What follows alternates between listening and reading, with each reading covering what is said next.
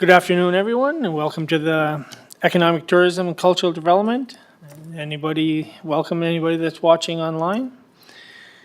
Call to order.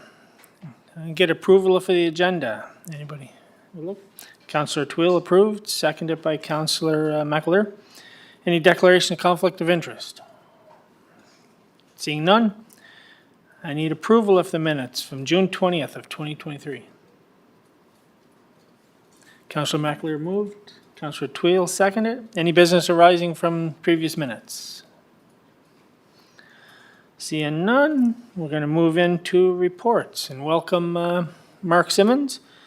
You're here to do a presentation on Synergy Screens presentation. So, welcome. Go ahead. Thank you. Appreciate it.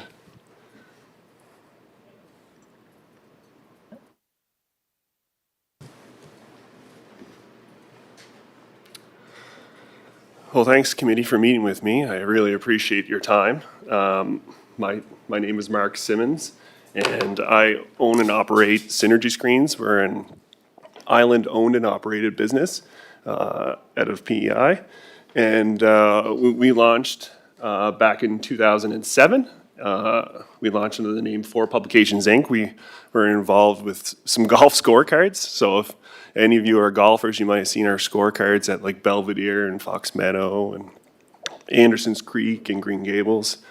And we launched that right out of university, so that was one of my first gigs out of university. So it was selling advertising in a scorecard book. So it was a great way to get introduced to being an entrepreneur. And then in 2010, I launched Synergy Screens, which was a digital signage company, and we were indoor digital signage. So you might have found us in Island liquor stores. We had screens at like Merchant Man, Gahan House, Credit Union Place, and those are indoor television screens with content relevant to the venue and also third-party advertising on it. Everything content controlled by the venues and the locations. It was a great introduction to digital advertising, and we've slowly grown it to, in 2017, our first outdoor sign, which is at Reed's Corner in Summerside.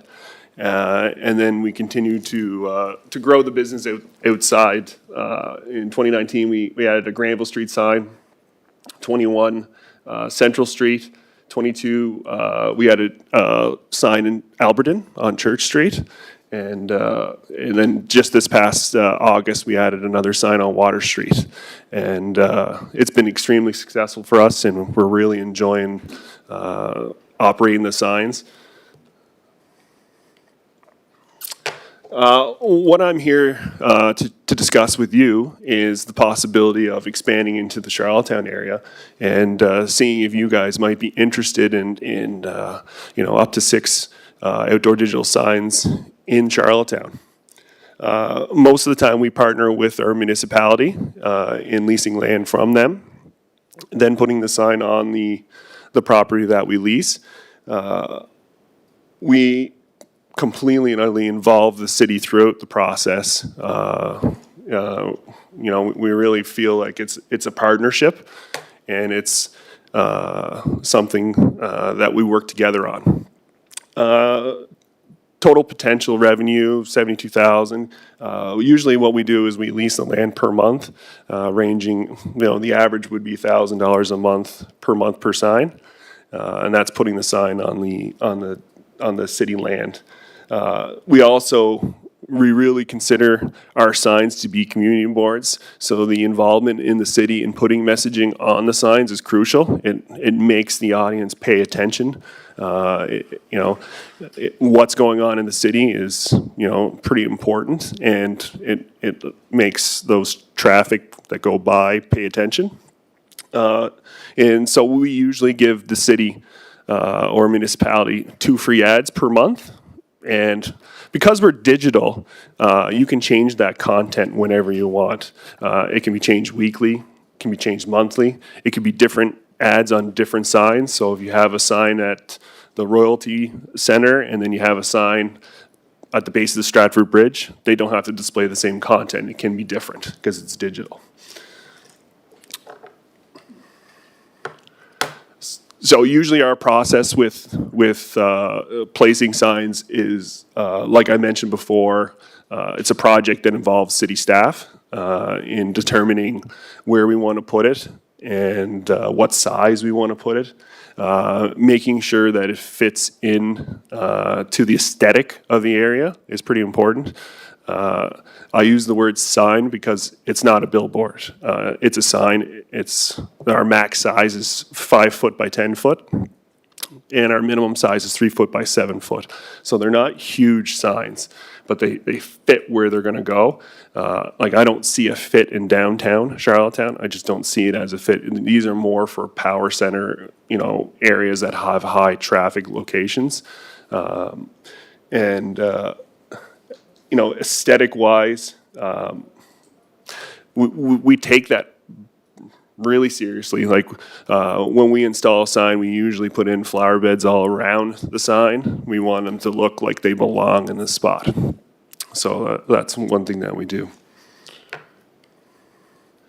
So here's an example of what some of our signs look like. This is our sign on Granville Street. And it's funny, I actually had to put an arrow on it because people didn't actually know what I was talking about when I first sent it out. So I put an arrow pointing to the sign. So that's a digital sign.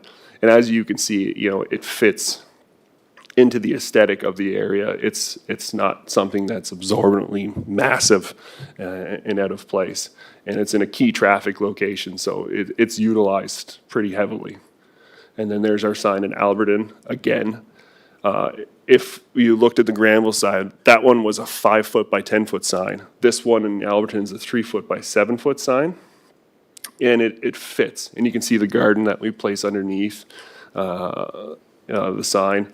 That's, I think, in the fall, so it's not as heavily blooming at that time. But again, it's full digital. Our signs look like television screens. We have a graphic designer that works for us, so we take what we display on our signs very seriously. We want them to look great and look like they belong. So normally we do offer graphic design services in our pricing so that if you're a small business or a community organization and you don't have a graphic designer on staff, that's not a worry. It's included in our price, and it's included to make sure that what you purchase from us is a high quality looking ad. And there's our Water Street sign. That's our newest one in August. Again, it's in a higher traffic location. Doesn't look too much out of place at all. It fits right into the aesthetic of the area. We get asked a lot about our advertisers because there's a fear of it's going to be away businesses. It's going to be it's not. It's local. It's local driven. That's who we really want to get on board with our signs. You can see I did a small little breakdown of a period of time in January to March 31st, 2023.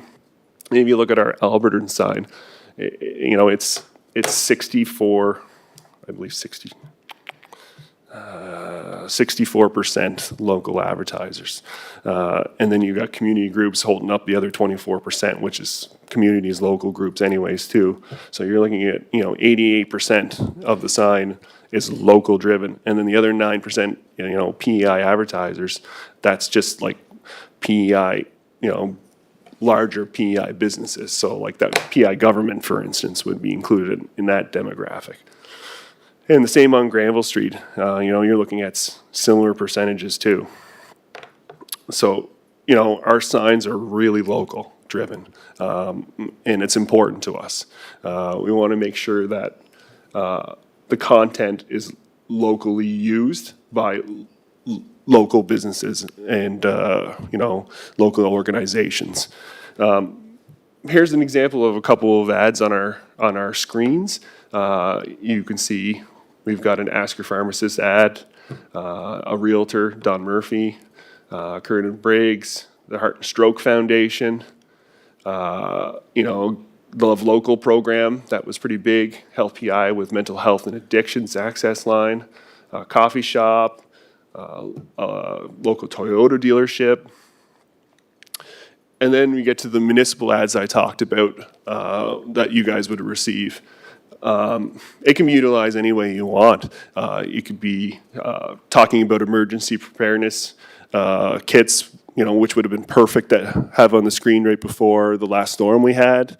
You can talk about social responsibility messaging like Drive Sober through the Charlottetown Police Services.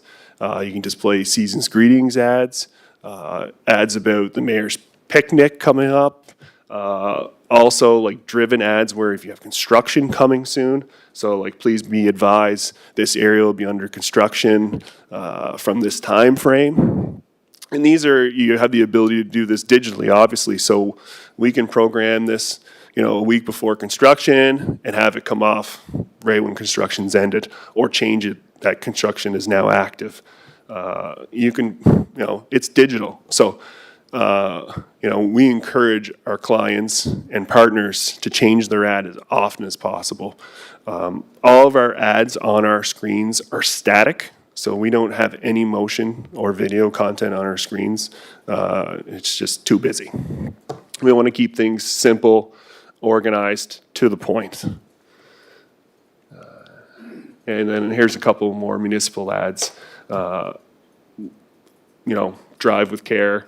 Bikes and yield at crosswalks. That's a summer ad that's displayed in this, a spring ad with the city of Summerside. There's the back to school ad that's displayed, Family Fun Day in Alberton Winter Carnival, all these things that we can display and get out to, a high traffic number of people out there in their vehicles. Well, that's it for me for my presentation, and I'd like to open it up if you have any questions. Thank you, Mark. No, great presentation. The signs, you see there is a couple around the city now that are being used. I'm not sure where they came from. I assume they're not yours, but the presentation was good. So you control all the messaging that's going on it, like everything would come to you and then you would approve what would be placed on it? Is that correct? Yes. So usual process for it would be we would have a point person with the city who we would go back and forth, design content for the city. The third party advertising, that they would work with us. So if Don Murphy, Century 21, reached out to me for an ad, we design the ad with him and he would approve it, and then it would be placed on the screen. So when somebody, just a question, I guess, community groups, it's great, like what we're seeing there when they come on. How long are they on the screen for? Like, post up Mr. Murphy, is he there for what period of time would our ad be up there? Sure. So we operate most of our signs at 88 seconds in length. So usually there's 11 ads at 8 seconds apiece. So 88 seconds total, and then it would flip to the next rotation. So it would just keep rotating every 88 seconds. So your ads would be on the city 2 8-second ads, and we can put that at whatever part of the loop that you guys want, at the start or end, back to back if you want. It's easy to formulate that. And you can, our third-party advertisers or community groups can purchase it monthly if they want, weekly. It just depends on what they want. And for our community organizations, we do offer a high discount too for them because I want their content on our signs. One more question before anybody else. Topic here was religious groups for signage putting up. Do you allow religious groups to put signage up, and also when elections come, can elected officials or people running for politics put their name on the signs? So I have had a church advertise a guest coming to the church before, but that is it. No religious messaging has been on it. I haven't been asked. As for election information, I think we did have a mayoral candidate advertise on it once. Yeah, if they'd like to advertise on the screen. what I would open to you would be, that would come into your bylaws that you create. That's a city question for sure. Okay, thank you. Any other questions? Councillor Twill? Yeah. Thank you for your presentation, Mark. I remember a few years ago I talked about this concept. We continue to put up 4x8 signs around the city promoting events here in our city. And I think it's redundant. I think it's archaic. If you look at some of the key places where you would have digital signage, I think it's something that should have been done long ago, but nonetheless, we're having that discussion here today. The size of the signage, I guess from a 4x8 perspective, signs that you're talking about, are they as big as a 4x8 or are they bigger than a 4x8? Yes, so our Granville sign is 5 foot by 10 foot. Okay. That would be our largest sign. Okay, so we would have to have, the signage we would install would be consistent right across the city. Correct. Now, I know that one thing we'd have to do, we'd have to follow our procurement policies and procedures. There's going to be a bylaw coming here into effect before too long. So I just wanted to be upfront about that. It is free enterprise and may the best bid win. But I thank you for coming here. I think it's something that this committee, along with the, obviously signage would have to go through planning. I think it's timely. I believe it's something that would save our workers a lot of, especially in the winter months, trying to put up 4x8 signs promoting different events in our city. Community events versus advertising. I'm not quite sure I understand that. So do you control, besides collaborating with the city, you control what goes up on the side in terms of advertising? So if I was running a sports bar, for example, NFL Sundays, bucket of wings and beer and all that kind of stuff, I'd be able to do that.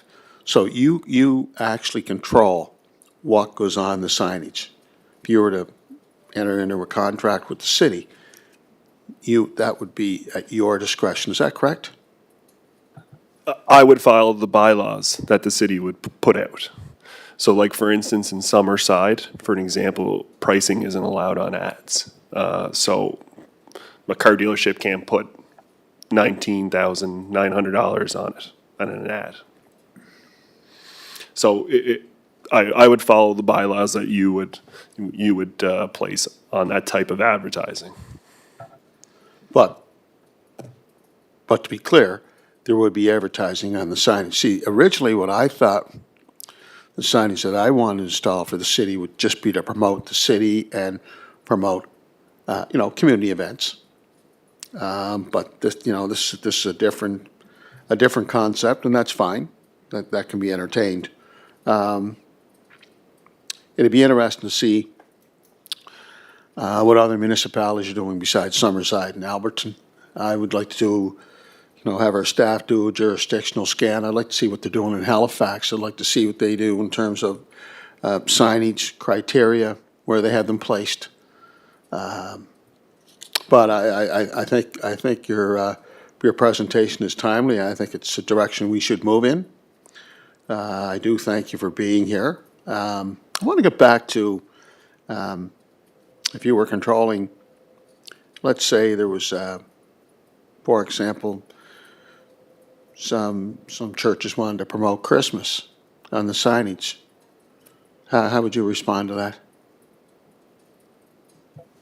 If there was no conflict in the bylaws created by the city, I'd be welcome to it. Okay, so let me ask you this. Religious messages versus political ideology. Where do you stand on that? I don't have a position on that at all. Okay. Councillor Twill, I don't think you're getting sidetracked here Oh, from the just, you know what? presentation. There's What an he's old gonna put saying, on, I don't there's an think old is right. saying, you throw the net far and wide. Yeah, no, I think. Any Thank other you. questions? Thank you for your Thank you. presentation. All right. Thank you for that. And just one thing that raised up, what would the cost be to the city if you come in with 7 signs? Is there any cost? I know you said what the revenue could be, but is there any cost for installations, anything like that? Great question, and I apologize, I didn't have that in my presentation. That's something I missed. There's no cost to the city whatsoever. That's why we have the third-party advertising on it. So we place all the infrastructure in. We pay for all the signs, the electrical, the installation, the maintenance, the graphic design. There's no cost to the city whatsoever. It's a revenue generator for them. Thank you. Councilor McAleer? No, again, I'd also like to thank you for coming, Mark. It certainly sounds, as Councillor Twill has said, and I think Chair Trevor McKinnon, that it probably is a timely concept, and I look forward to discussing it more at the committee level and getting input from staff and just seeing where we go with this, with this project. So, again, thank you. Great. Thank you very much for coming in, Mark. Thank you, everyone. Appreciate it. Can I ask one more question, Mark? The signage, for example, in Halifax, for example, are they the same size, or are they bigger? They're bigger. They'd be about 16 by 20, or like that range. Yeah. Can you produce that? Oh, yeah. I usually steer away from, that size because I want it to fit aesthetically and where it goes. So if it's something that's deemed by the city that would be a fit in a specific location, size, we can purchase that type of size. Okay. Thanks again, Mark, for coming in. Thanks.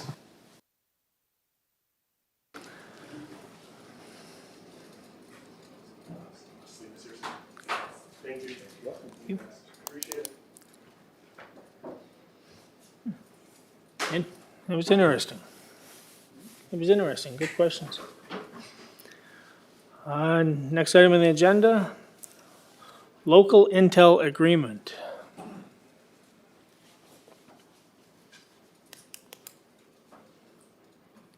Doug is speaking on that, I believe. Oh, Mr. Long. Thank you very much, Mr. Chair. Staff is recommending that council endorse entering into an agreement with Local Intel to provide economic development web-based tools to help us further enhance our efforts with respect to attraction under the economic development portfolio.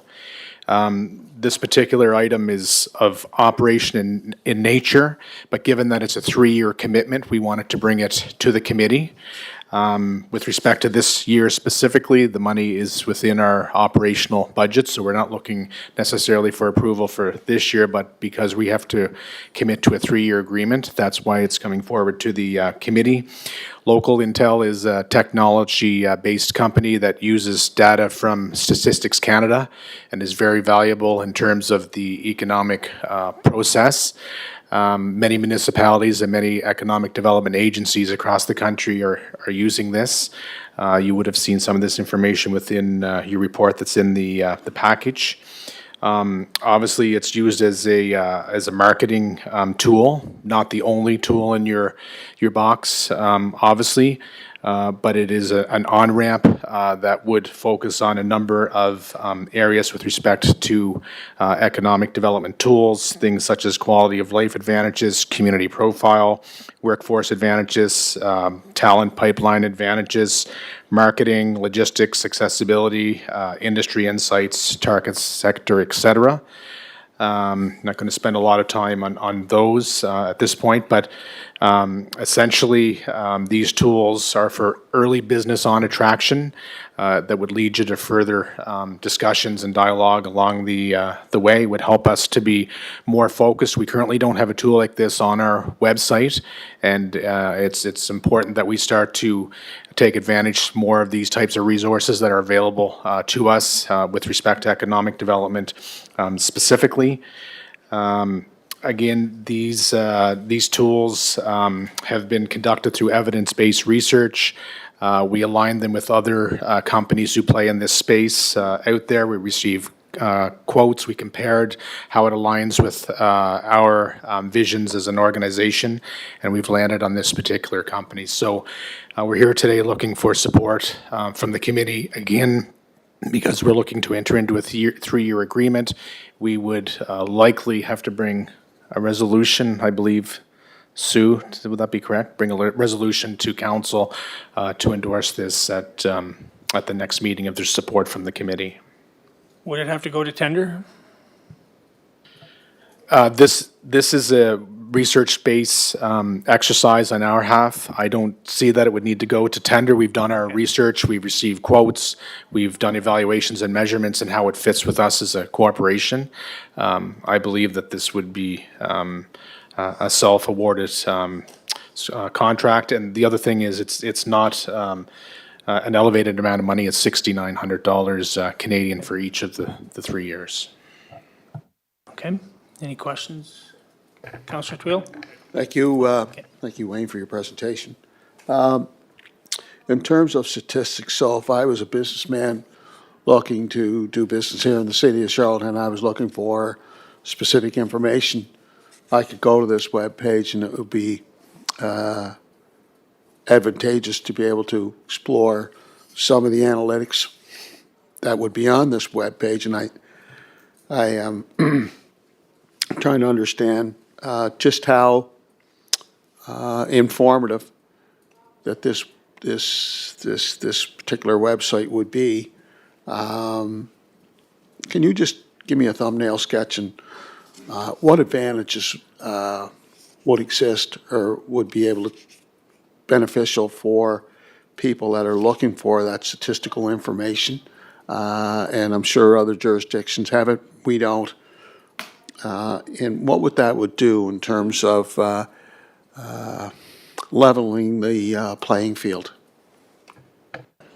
Thank you for your question, councillors. This is essentially an on-ramp with respect to a first connection with a municipality. Because the information is generated from data from Statistics Canada, it's in real time, so they're getting the latest data available to the individual. Obviously, further discussion and dialogue and other resources would be required as that proposition moves forward. I think some of the tools that we have are the key indicators that a business person would be looking for early on as they try to do their research. I believe as well, Doug Dumais has done a lot of research on this, that we can add tools as we move forward as well, if we wish to so desire. So it's a good point, Councillor Twill. It certainly is an on-ramp to begin the dialogue. The current tools that are in the box are the most valuable ones to start the discussion and dialogue. And once we determine moving forward how this is shaping us in terms of the information we're providing, we do have the ability to add additional tools. I think the key to all of this is the statistics are in real time and indicators that an entrepreneur would be looking to secure in their early research. Councillor McAleer? Yeah, thank you for that report, Wayne. Just through the chair or maybe Dwayne, if would there be an expectation? Obviously, you've been in this space a long time, are probably familiar with these tools or what some of the others that you've worked with have experienced perhaps with this kind of a tool. And I'm just wondering if it is approved and you get through the 3-year window, would it be anyways reasonable to assume that going forward that our own staff of some kind may be able to continue on to replace, not have to continue on with, a 3-year contract? Is that reasonable? Well, I would say, through the chair, Councillor, this type of research is imperative that it's in real time. So as much as staff can be a resource to present that information, we would have to spend hours and hours digging to secure that information and present it in a format that this tool can do within a matter of minutes. And if you look at trends across the country or look at best practices with respect to other municipalities or other economic development agencies, they're using these type of tools. And in fact, some of them have far greater enhanced tools than these ones because they're so competitive on an international stage. But I would not see this type of resource necessarily ever going away. I would see it evolving over time, and also serve us as a learning experience with respect to what is most valuable for us and where we fit in. Just a follow-up, then I would be assuming, after this 3-year period, if this is a go, that there'll be probably some maybe hard metrics to be able to look back on to see just how much of a success it may have been in terms of, I guess, the end goal for, would that be fair to assume that hopefully there's some way to measure if it's worthwhile? Yeah, through the chair, Councillor, I believe that your greatest metric is likely the information shared to you with those seeking the information on the outside. They're going to tell you if the information was valuable, if it was worthy to their exercise, and also with results. You would measure what the results are with respect to businesses relocating or coming into your marketplace or growing. So there are some metrics, but I think the most valuable one likely is the feedback directly from those looking to do business within your municipality. The other thing I would mention outside of this, Doug is mine endowed all the time with respect to economic development in various areas. So this is just one tool with respect to what we're trying to have within our resources in terms of a municipality looking to succeed in the economic space.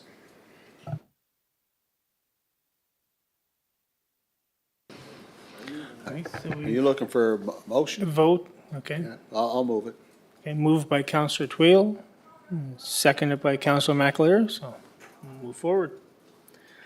Move on to 2023 World U17 Hockey Challenge Agreement. Thank you, Mr. Chair. We're looking for council's support to enter into an updated agreement with Hockey Canada and Hockey PEI, as well as the City of Summerside, in co-hosting the Under-17 World Hockey Challenge. The event is quickly approaching. We were supposed to host in 2021, and then 2023 obviously was impacted by the pandemic over the years. The city has already entered into an original agreement to host with its partners a number of years ago, and we're at the point now where we wanted to clean up the agreement a bit to make it more reflective of today with respect to the hosting rights with Hockey Canada, given that there's a number of leadership changes at Hockey Canada, given what's happening on the international stage and some teams not being able to participate in the tournament because of countries don't have that privilege to participate currently. So in short, if you were to compare the previous agreement the council entered into with respect to this one, there are 4 or 5 key points on page 2 of your report. I'm not going to go through all of those. A couple that I will highlight is that Hockey Canada will now share in the risk of the event with the 2 municipalities with respect to financial guarantor. So that gives us some relief as a municipality, obviously. It also allows us to form a stronger relationship with Hockey Canada with respect to some of their national partnerships and or otherwise. We did attach an updated budget along with several other documents to the report to show you how the event is pacing with respect to finances. We obviously are on track and hope the event comes in the black at the end of the day, but it's important to note that the City of Charlottetown, along with its partners, is indeed a financial guarantor of the event, and we're happy to see Hockey Canada come on and join us to share in some of that risk, given the impacts that the pandemic has had on the event.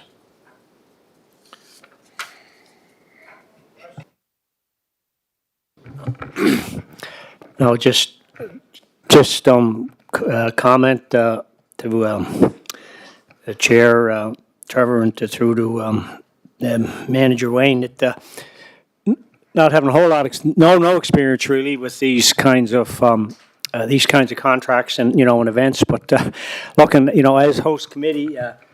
Host committee is pretty well on the hook for hook, line, and sinker. There's not too much that touches that event that the host committee's not responsible for. So it's good to see that there's some protection there with Hockey Canada sharing and any potential downside without a limit on it. So thank you.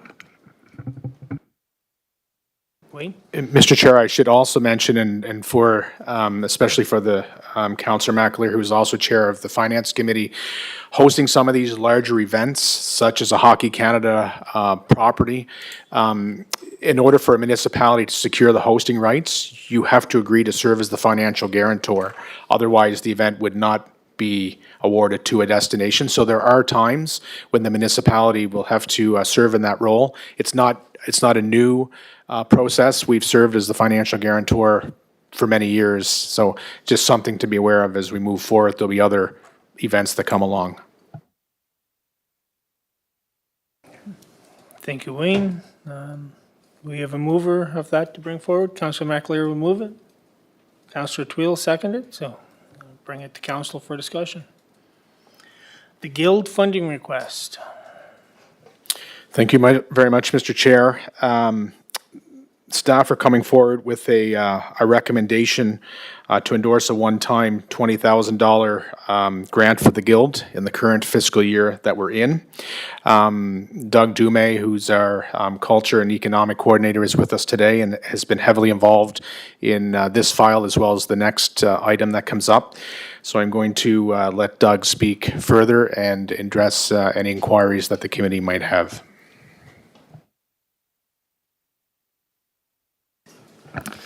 Thank you, Wayne. So the Guild has submitted another request for funding. As you can see, new information has come to light lately, which has made it so that we felt that we wanted to come forward with a recommendation on this. So all the information is in the package, but in summary, really, there's been a significant increase in operating expenses and several one-time costs.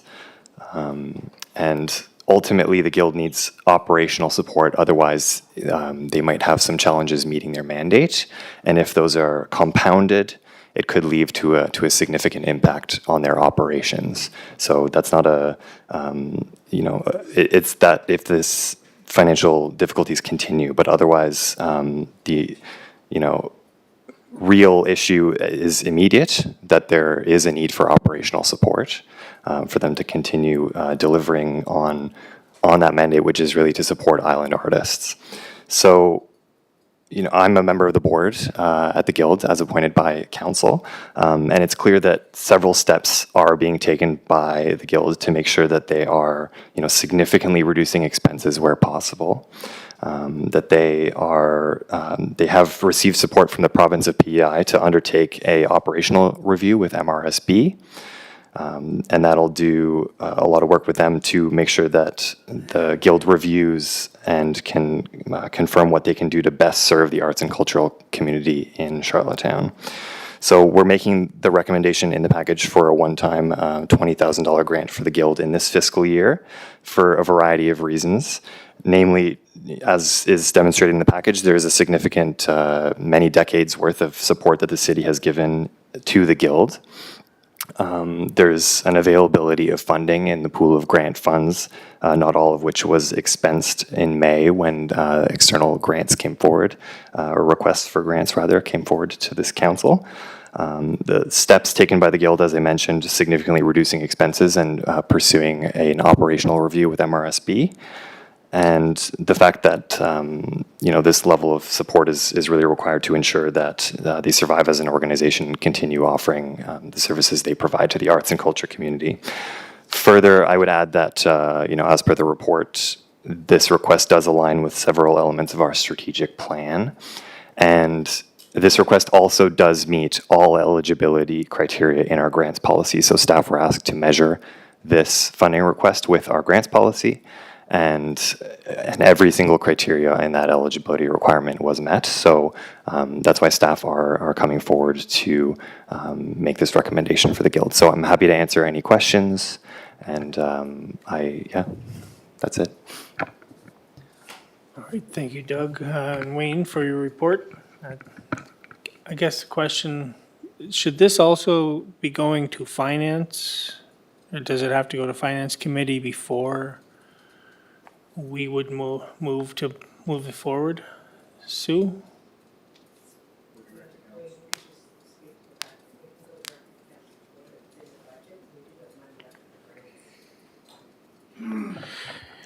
Mr. Chair, it's staff's opinion and suggestion that this particular item would move directly on to council. There is funding in the current budget for this particular item. At budget time, council set aside an elevated amount of money for grants and measured that against several applications with some remaining dollars available there. So resources are currently available, and we suggest that it move directly to council. Okay, thank you. Any other questions? Yeah. Okay, Councillor Twill? Yeah, I do. Back when the city of Charlottetown got involved with funding from an operational perspective, I think the original agreement was, I'm not so sure it was what, 40 or 50,000, 55,000. This is going back to the inception of the Arts Guild. And at that time, and Wayne, maybe you can correct me if I'm wrong, is that the Arts Guild would eventually become self-sufficient, self-sustainable. It'd be able to operate on its own without funding from the city. I'm not sure what commitment the province has made in terms of on a continual basis. So they're asking for a one-time, what is it, 20,000? 20,000, and was there, with the events that were held at the Arts Guild, is this because there was a decline in the number of events that were held at the Arts Guild? Where is the need for more money? Like, what area was there challenges that had to be overcome? That's my first question. Sure. Thank you for your question, Councillor Tweel. So one of the most immediate challenges was, of course, the pandemic. A lot of theaters have faced challenges just getting audiences back to the theater. The building that they are currently housed in as well is aging and requires repairs to maintain it and to ensure that it can service the community. And, there's other one-time expenses, related to the building. It's a competitive market as well for theater. And as you mentioned, over the years, there has been operational funding, and if the intention was for it to eventually become self-sustaining, I think that the Guild has an opportunity here to, with this report, with new leadership and with support from levels of government to really kind of continue that journey towards diversifying their revenue. And so part of that operating review will give them, I think, a real kind of clear direction on how to continue moving forward with that in mind. Okay, the pandemic, if you look at this past season, for example, is it because our tourism season took a hit this year that the Arts Guild experienced these difficulties? It's no secret that tourism was down this year. Talked to a lot of businessmen here in Charlottetown. Business is down 30%, maybe 40%. So could that speak to one of the reasons why there was a shortfall? Yes, Councillor Twill, that would be among the reasons, yeah. And like I mentioned, this is a challenge that I think theater organizations and arts organizations sort of in several jurisdictions are facing as well, as just, decreases as kind of compounding impacts by the pandemic. But the return to people, to theaters has been slow. But it's like I mentioned, this is an opportunity to kind of re-examine and ensure that they move forward with all these factors in mind towards creating a more sustainable organization. Okay, my second question is, you talk about this facility being, there for island artists, local artists. So is it true that in terms from an accessibility perspective, the facility is truly there for our island artists, and it's not just, I don't know, how do I say this? It's not just for, a certain type of programming that's, that's hosted at the Artscale, as opposed to it truly being a venue where our island artists here in Charlottetown have equal and fair accessibility to that facility.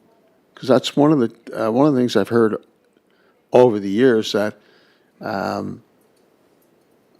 correct me if I'm wrong, is that the venue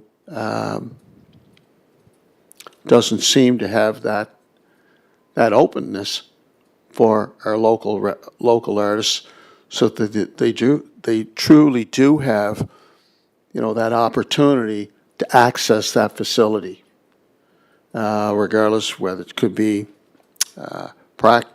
practicing their craft or hosting different events that they would like to promote. I'm not sure if you understand what I'm trying to say here, Doug, but that's one of the concerns that I've heard over the years, and I had that concern as well, to be honest with you. So maybe you could elaborate on that in terms of equal and fair accessibility for all island artists, and particularly for the island artists here in the city of Charlottetown. Yeah, thank you, Councillor Twillie. I do kind of appreciate your question, for sure. In terms of the Guild's mandate, it is really to offer a space for island artists, and I think insofar as they offer a theater space for that community, and they offer an art gallery that offers both community programming, just that anyone can kind of come forward and rent, and also for emerging or professional artists. They do offer kind of a gallery space that would be unique in Charlottetown. And I think, having been on the board, not for an extended period of time, but I see that the programming that they have offered this year especially is kind of with the goal of diversifying who attends these events. And I think they do have that as part of their goal, is being inclusive and diverse. And I think they have, and I have also seen just based on the programming, that be a priority and a continuing priority. So part of this review as well, as is outlined in the report, is it's an operating review, but there's also going to be significant stakeholder engagement. And the question there, as part of their operating review, is how can they best serve island artists? So that's an ongoing thing that needs to be reevaluated, and it needs to change with the changing time, the changing demographic, as Charlottetown and PEI become more diverse, and like you say, ensuring that it remains accessible and opens up. So I do strongly believe that they have the commitment towards that goal, and I think that this process that they're undertaking, this MRSP review, which is funded by the provincial government, who's lending their support behind it, will help ensure that they're meeting that objective. Because, as you mentioned, that's kind of always been part of this operating funding, is just making sure that they can continue to deliver on their mandate, and I think this will help them achieve that. Thank you, Doug. went on about island artists and local artists. How much engagement takes place with our local artists and the Arts Guild in terms of not only accessibility, but how they view the facility? What are their thoughts? What would they like to? What additions they'd like to see? What deletions they would like to see? If you look at the Arts Guild today and in the arts community, does that facility? It'd be pretty hard to say that facility would meet all of the expectations of our local artists. And should the city of Charlottetown eventually be looking at, maybe another facility to be able to fulfill those expectations and those needs, so that we have a facility that's truly accommodating in terms of being diversified, all-inclusive, so that, we've got many more groups today than what we had, say, 5 or 10 years ago. Many, many different artists, and you would know more about this than I would, Doug. But I think that's a discussion we need to have as a committee, as a standing committee here at City Hall. You could say the same thing about our Parks and Recreation. We're getting requests now from new groups looking for facilities, looking for venues, looking for support. And I would probably think the same holds true for the arts community, and that's a broader picture I think that we need to explore as we move along. Just your thoughts on that? Thank you, Councillor Tweel. So your question, it does come at a good time as well, because as based on prior reports to this committee, we're currently undertaking a review of our cultural policy, and part of that has been engaging with cultural stakeholders. We've had responses from over 30 arts and cultural organizations about their vision for culture in Charlottetown. So that process is ongoing, and my goal is to have that kind of draft report to this committee for review shortly. So on that element of it, like I said, your question comes at a good time, because I think we'll have a better sense of what the needs of the community are as we go forward. And I think for this immediate concern with the guilds, the guild has a certain mandate, a certain objective. It is quite an open-ended thing, and like you say, it's hard to check every box of every arts organization in Charlottetown, because even as we undertake, cultural or community surveys for the city of Charlottetown or for a strategic plan, you can ask 100 people their opinion and they'll have 100 different answers of what they hope for.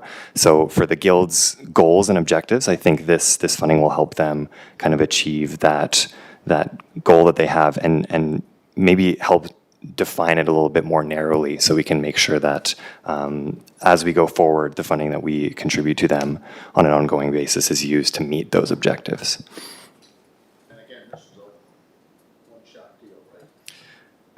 Yes, this increase of funding of $20,000 is a one-time increase. Thank you. Do we have a mover to bring this forward to council?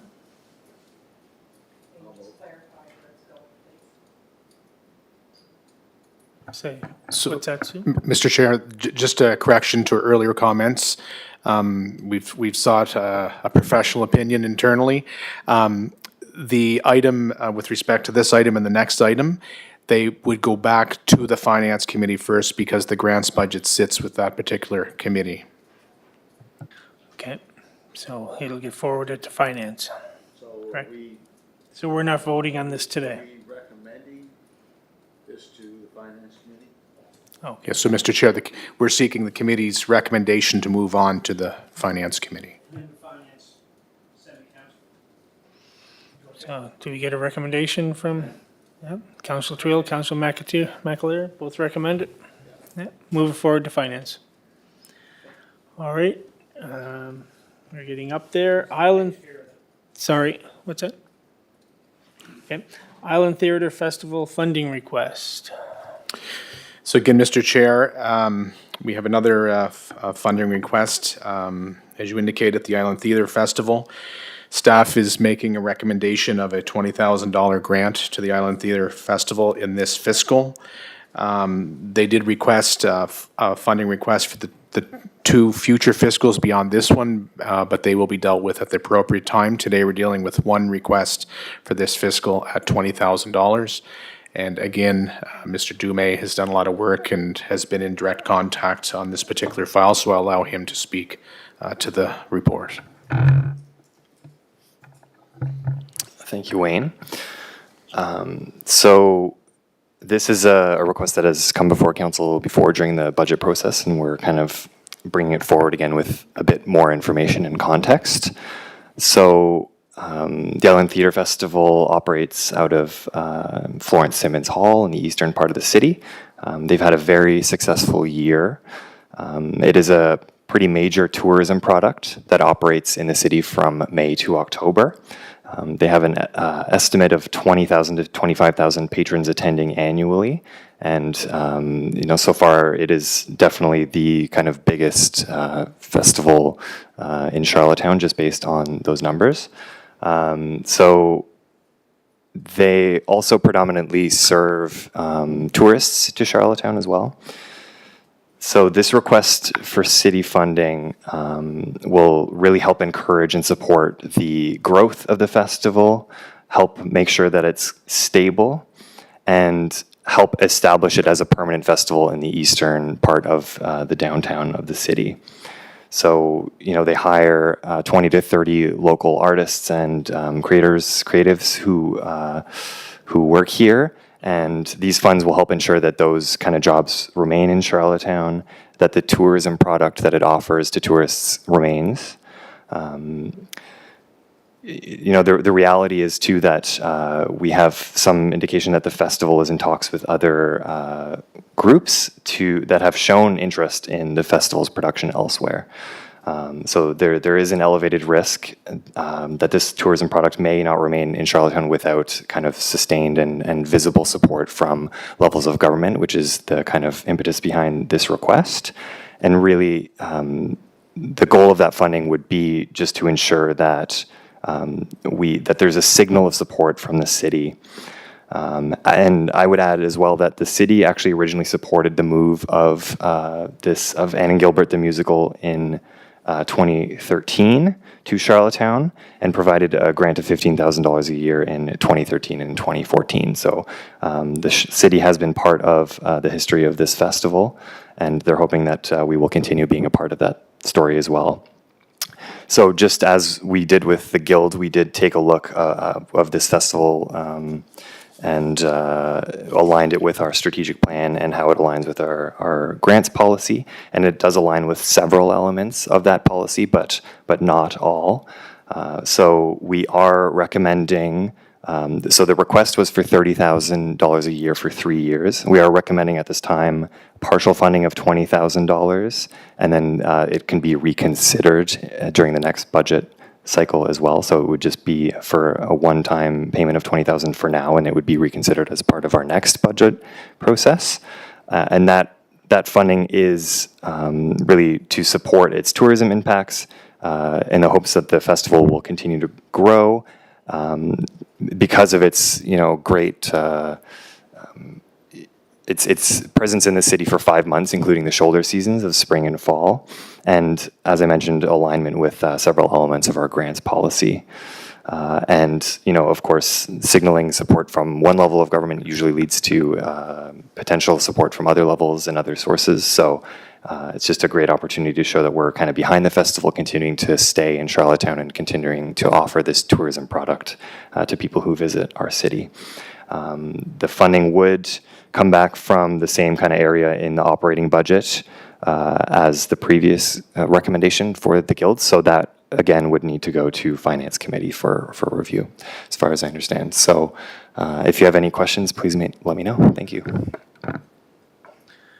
Thank you for your report, Doug. Just one question. You said that not all the boxes got checked off. So what has changed from originally when council approved the $15,000 to now when looking for more money. What has changed in that? Thank you for your question, Mr. Chair. So I only have the kind of resolution from that time, from 2013. In terms of what's changed is I think our grants policy would have been different as well.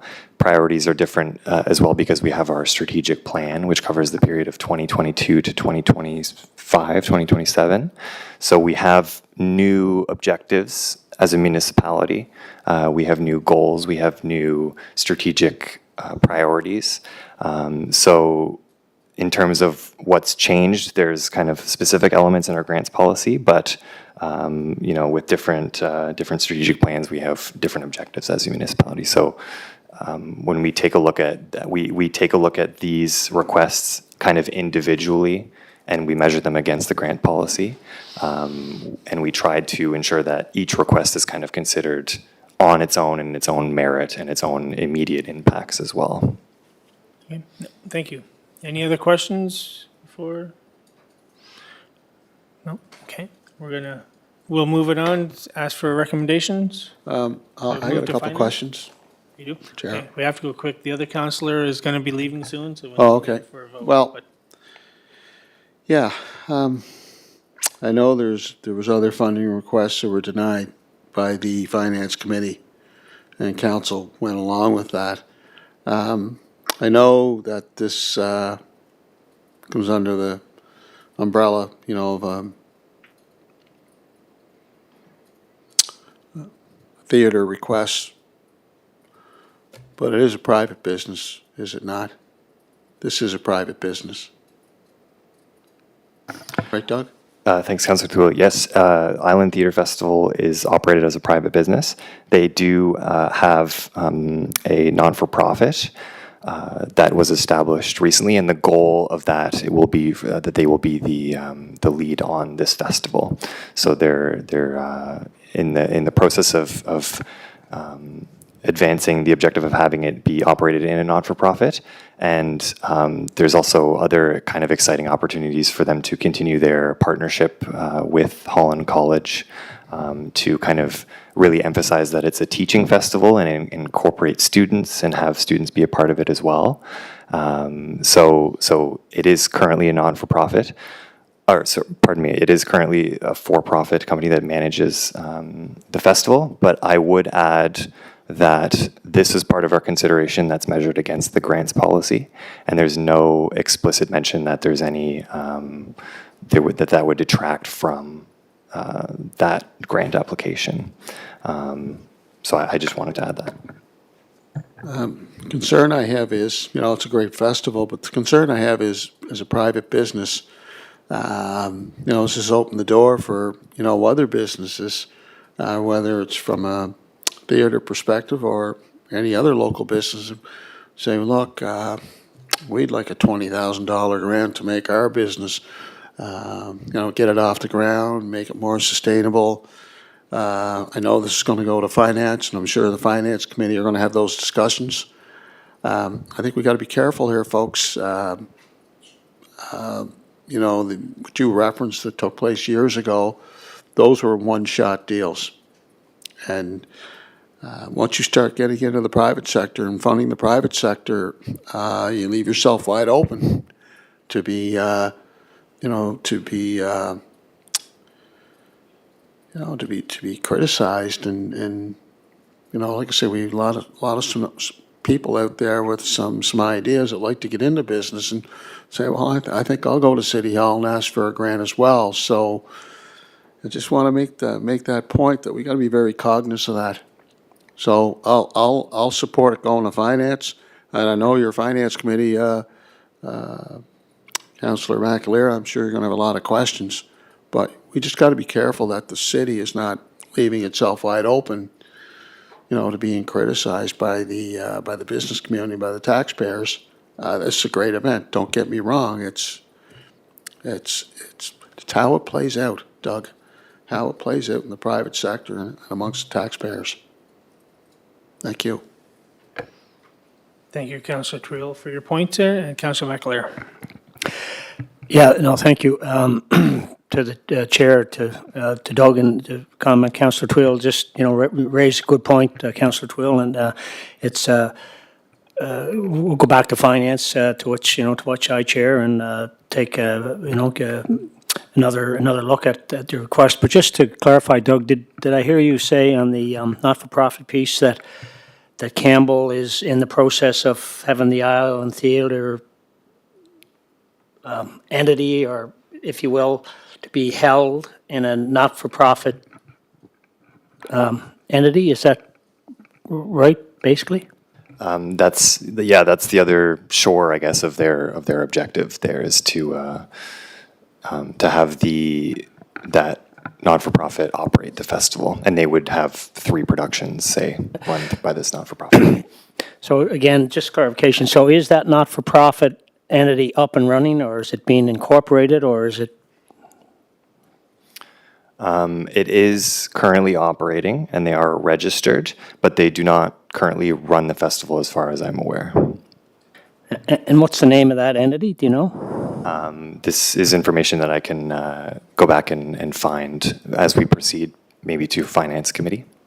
And would it be possible to maybe get a sense of what the timeline looks like to have this held under that not-for-profit thing? Because it may impact how the Finance Committee may view the request, potentially. Yeah, I can make sure to ask those questions and bring that forward when the report is prepared for Finance Committee. Another point, Doug, did you mention that they were looking for 20,000 this year, 20,000 next year, and 20,000 the following year?